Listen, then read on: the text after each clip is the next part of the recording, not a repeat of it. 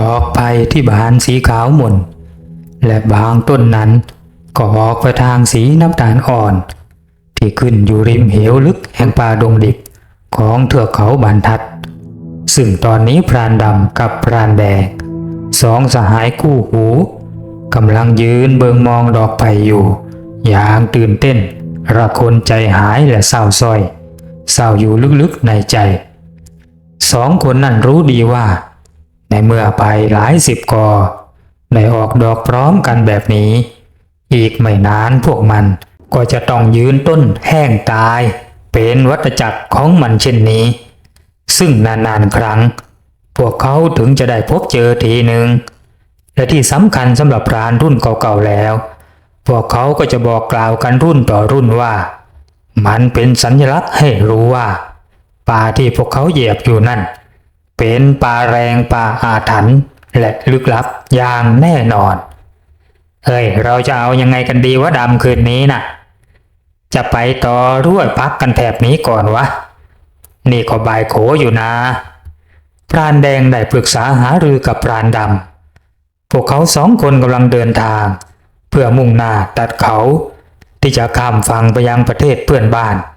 เพื่อที่ว่าจะได้ไปเยี่ยมเยือนเพื่อนเก่าก็คือไข่มูกที่ไปตั้งรกรากอยู่ชายแดนอยู่ในป่ายางกับญาติของเมียอีกร่วม10 ชีวิตเป็นหมู่บ้านย่อยๆนาน2-3 ปีแล้วที่พรานดำกับพรานแดงไม่ได้พบเจอไข่มูกพวกเขาจึงคิดกันว่าควรจะไปเยี่ยมหาและก็ชวนให้กลับมาอยู่ด้วยกันยังหมู่บ้านเดิมซึ่งคงจะดีกว่าที่จะหลีกลี่หนีสังคมไปอยู่ในป่าชายแดนแบบนั้นนอนพักแรมมันแถวกอไผ่นี่แหละวะแดงข้านะอยากนอนดูดอกไผ่ว่ะไม่เห็นนานมากเต็มทนเห็นแล้วนะมันเคลิ้มใจดีว่ะเพื่อนพรานดำได้บอกโดยไม่รู้ตัวเลยว่าตอนนี้เขาได้ต้องมนต์อาถรรพ์แห่งดอกไผ่ป่าใกล้กับวังน้ำริมเหวไปซะแล้วสายลมที่ไหลวนจากวังน้ำริมโตรกผาได้ปะทะกับผาแห่งดงไผ่ทุกเมื่อเชื่อวันซ้ำแล้วซ้ำเล่าประกอบกับปรากฏการณ์พิสดารแห่งดอกไผ่ป่าที่ไม่ว่าจะอยู่ณแห่งหนตำบลใดเมื่อพวกมันบานแล้วก็จะบานพร้อมกันหรือไล่เลี่ยกันทุกหนทุกแห่งแม้แต่ในเมืองหนาวอันไกลโพ้นหากมีต้นไผ่และยามเมื่อถึงเวลาบานมันก็จะบานพร้อมกันกับทุกมุมโลกและตอนนี้พรานดำก็ได้ตกอยู่ในห้วงมนต์นั่นแล้วทีละน้อยโดยไม่รู้ตัวเพราะว่าพรานดำนั่นเป็นคนเล่นคาถาอาคมมาแต่ไหนแต่ไรดังนั้นจิตของเขาจึงเปิดกว้างรับพลังแปลกๆได้อย่างง่ายดายประดุจเติมน้ำลงในไหที่ว่างเปล่าข้าเป็นอะไรไปไม่รู้ว่ะจู่ๆก็ปวดหัวตึบๆขึ้นมาเลยพรานดำได้บอกกับพรานแดงพลางเอามือบีบขมับจางกะจะให้คลายความเจ็บปวด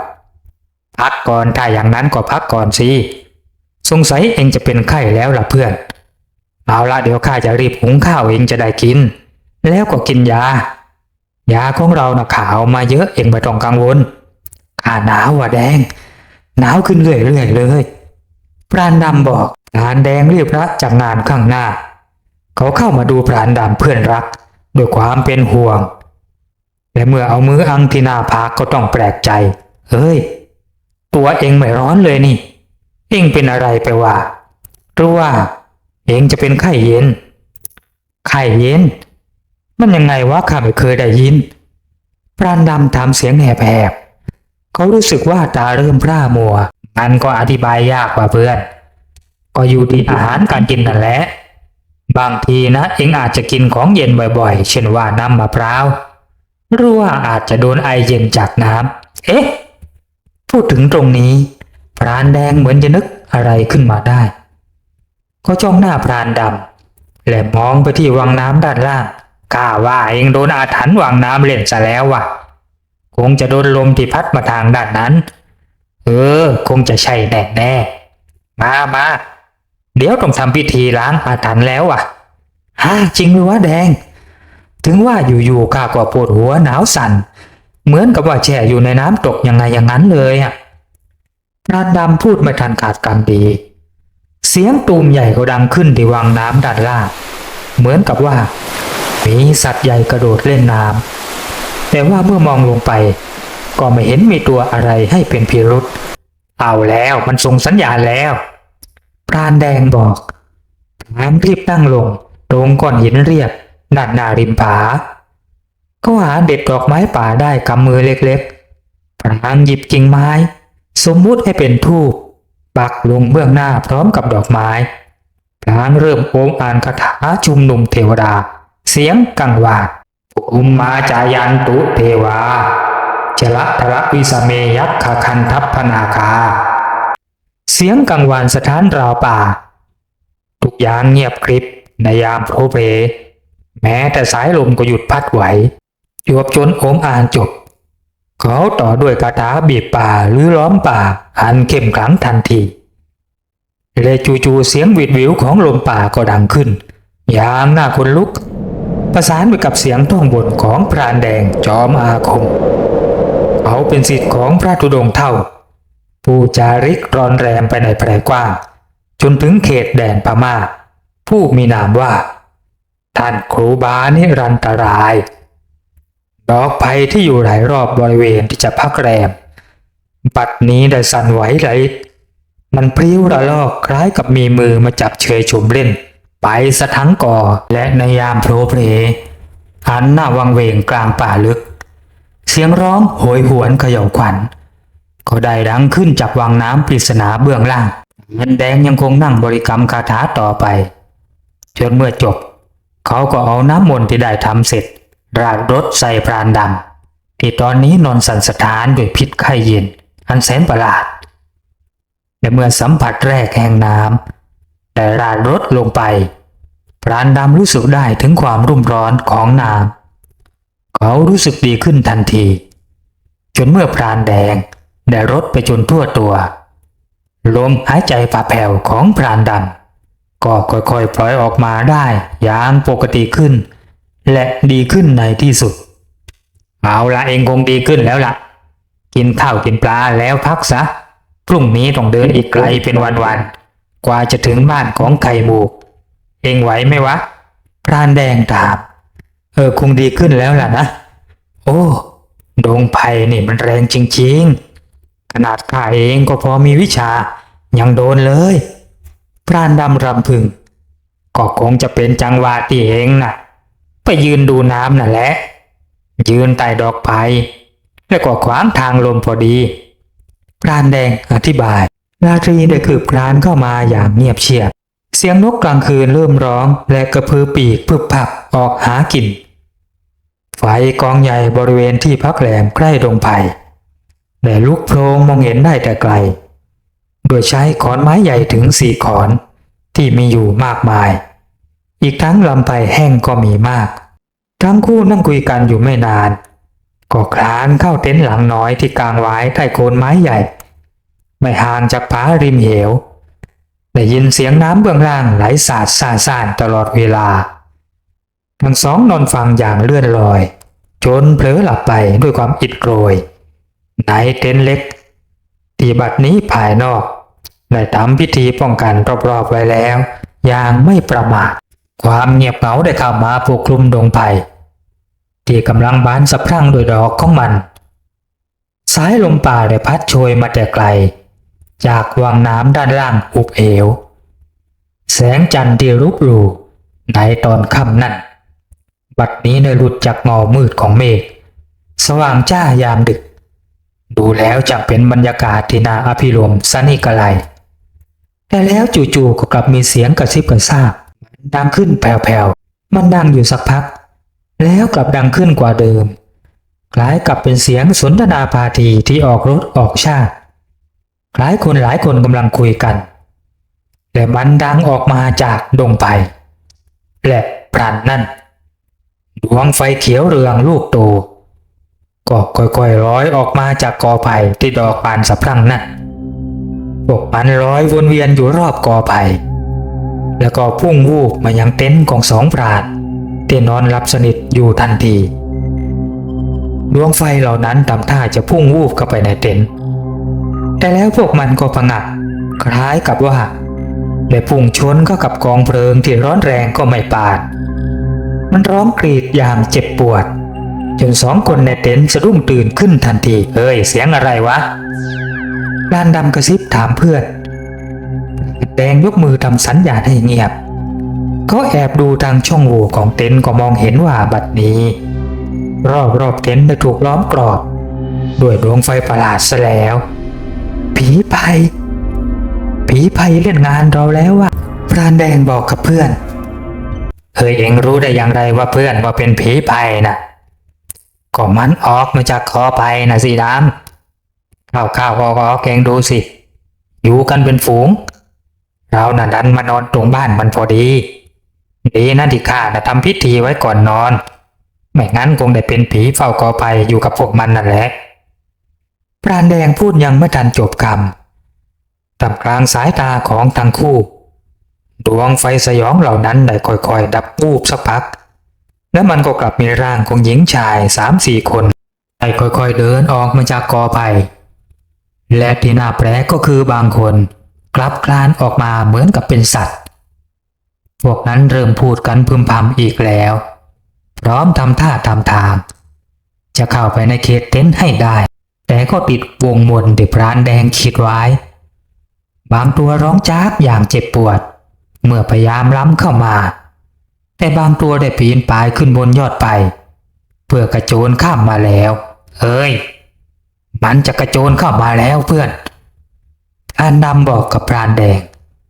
ก็ยิงมันสิวะดำเองน่ะเสกลูกปืนเข้าสิอย่ามัวตะลึงอยู่เองก็สิทธิ์มีครูเร็วเข้าพรานแดงเตือนสติและทำให้พรานดำได้สติขึ้นมาเขาอมอ่านคาถาเป่าไปที่ลูกปืนแล้วก็ยัดมันเข้าไปในรังเพลิง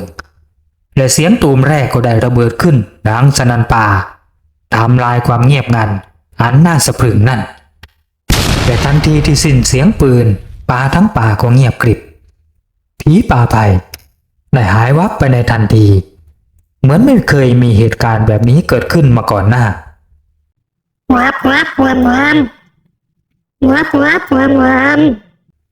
มีเสียงร้องประหลาดดังขึ้นอีกแล้วโรงกอไผ่ที่อยู่ห่างออกไปไม่มากมันร้องอยู่อย่างนั้นและใกล้เข้ามาเรื่อยๆเสียงแสกสากดังชัดขึ้นเสมือนเป็นเสียงครานของสัตว์และจากแสงจันทร์ในส่องสว่าง